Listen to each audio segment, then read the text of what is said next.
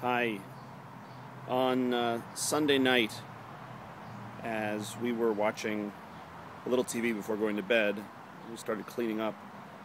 Um, I turned on the radio and I heard the news. And I have to admit, hearing about the death of Osama bin Laden was an incredibly emotional experience for me, much more so than I would have imagined. It's been almost a decade. One could have thought that perhaps time has passed and he's old news, but it still felt very fresh for me in that moment. And I shared in the relief and maybe even a little of the joy that you've seen people feeling across the country and maybe you yourself have felt. And I've also felt a degree of the peculiar sense that we should not rejoice, even at the death of our enemies. Sunday night was also, of course, Yom Hashoah, and that made it more powerful still for me.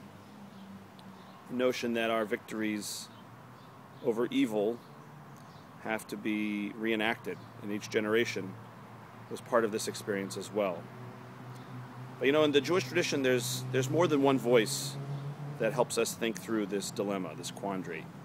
On the one hand, at the Seder, we remove wine from our cups for each of the 10 plagues. We reduce our recitation of the Hallel for the final days of Passover because we recall the drowning of the Egyptians in the sea. And in a certain sense, we are supposed to withhold some of our praise, knowing that even though they were our enemies and they wished us ill, human beings had to suffer. At the same time, the Jewish tradition knows another voice as well. It's the voice of exaltation and gratitude to God when we are delivered from our enemies. It goes back to the Bible, and it even is understood in the rabbinic tradition to be a vital piece of those same drops of wine we remove from the cup when we say the plagues. Some commentators have suggested that we remove the drops of wine because God keeps account of every drop of blood that was drawn by the Egyptian lash.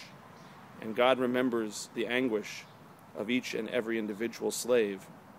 And that was recompensed, one for one, at the time that the plague struck Egypt. I don't know exactly what to say about this strange moment. Seeing Osama bin Laden taken from this earth is definitely not a moment of sadness.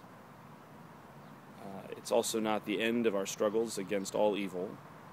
But at the same time, it is a closure. And I feel a sense of gratitude that we have lived to see terrorism return to perhaps what it always should have been seen as, and that is a problem, an evil, but not the overarching reality that should define our world. For that, we have songs of joy and praise for good things, for the celebration of springtime, and for new beginnings. Shabbat Shalom.